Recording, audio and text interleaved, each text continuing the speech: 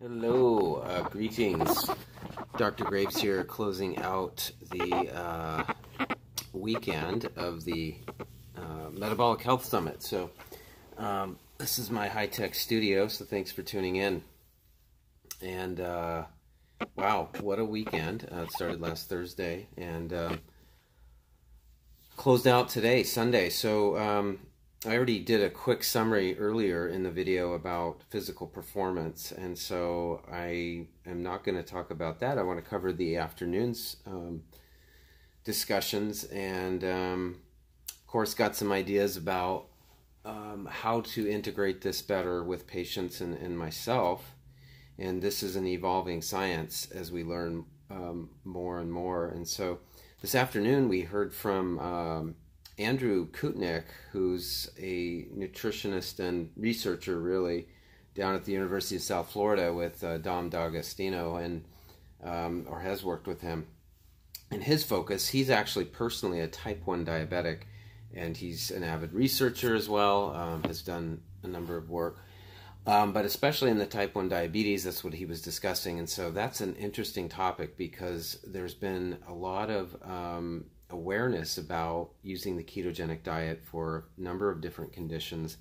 And then we've had the medical establishment concerned and, you know, kind of wringing their hands and scaring patients about the dangers of doing the ketogenic diet. And these type 1 diabetics are a group who have been, you know, in the middle of that because doctors are saying that, oh, absolutely, it's a really bad idea.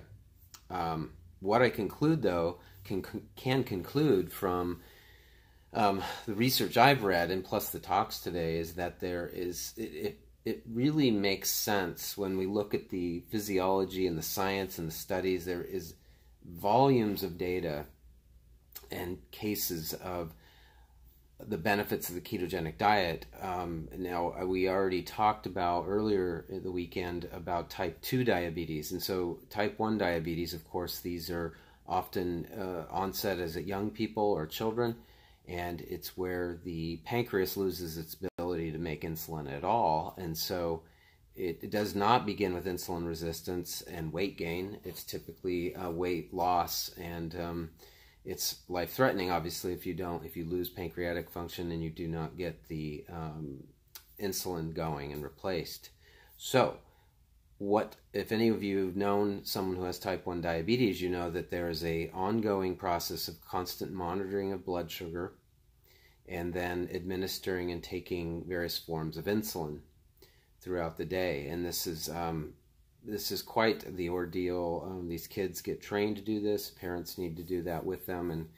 And with Andrew here, he's been doing it since, how long has it been? 15 years he was diagnosed. So he had long been doing treatments and taking care of himself with the traditional methods of monitoring and administering insulin. Fast forward to him getting involved and learning about the ketogenic diet, he began to do it and bring that into his lifestyle. And it's just amazing. He graphed out his blood sugar numbers and readings and his hemoglobin A1C before keto and then after. And we're talking, he's an avid numbers guy and record keeper, and so he had very good data on himself. And he also showed some studies and the wide swings that a lot of type 1, nearly all diabetics, it's a real struggle to keep your blood sugar steady. And instead, it's this just up, down, even with the best attempts. And so now, just really short on physiology. In metabolism of blood sugar, we eat a meal, and a typical meal that's going to be relatively high in carbohydrates. Those carbohydrates get converted to glucose, and the blood begins to rise with glucose. The pancreas releases insulin, and insulin signals your cells to take glucose out of the blood. So it fuels energy to the brain, to your muscles, to your liver, and to your metabolism. So now it requires insulin to control and take care of that. So doing keto adaptation, where you're going into a high-fat, low-carb diet, it would make logical sense that it would make the diabetic, we're talking type 1 diabetic, it would make their blood sugar a lot more stable and easier to control. And guess what? That's true. So studies aren't huge yet, and we have stories like Andrew's and other, there's another gentleman, his name escapes me, but he's a scientist or physician who, I'll have to look his name up because he's on YouTube quite a bit. And I believe he's a type 1 diabetic, has been doing this for a long time. That is keto adaptation. So you can run your body on fats. You do not need to eat carbohydrates. Now, when I say carbohydrates, I'm meaning foods that are relatively carb dominant. So there is always some carbohydrate in vegetables. There is some, in legumes and beans, nuts and seeds, and so in lots of foods. So you're getting some trace amounts often through a healthy diet that's even ketogenic. Also, what was interesting is there was presentations today on the science of what studies have shown is that even a very strict ketogenic diet, the body can still produce glucose. There are certain areas of the body that require some form of glucose, some level of glucose. And so it's kind of like, well, if you're on an extremely low-carb diet, how are we continuing to supply that small level of glucose that we need? And it's very, very clear that the adaptation includes a sparing of glucose, and there's a recycling of glucose, and it goes through some pathways through the energy cycle. And I brought up a lot of interesting things that I'll go into later, but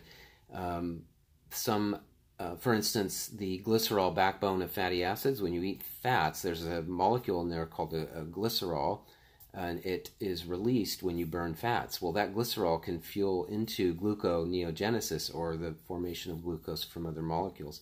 Of course, we always have known, too, that protein, there's a number of amino acids that can also supply some glucose as well. So anyway, it's really clear that a type 1 diabetic can gain a lot more. So, for instance, Andrew, he said that he had cut approximately his insulin down by 50% through this change that he did. So this is not trivial. I mean, it's expensive. You got to inject yourself.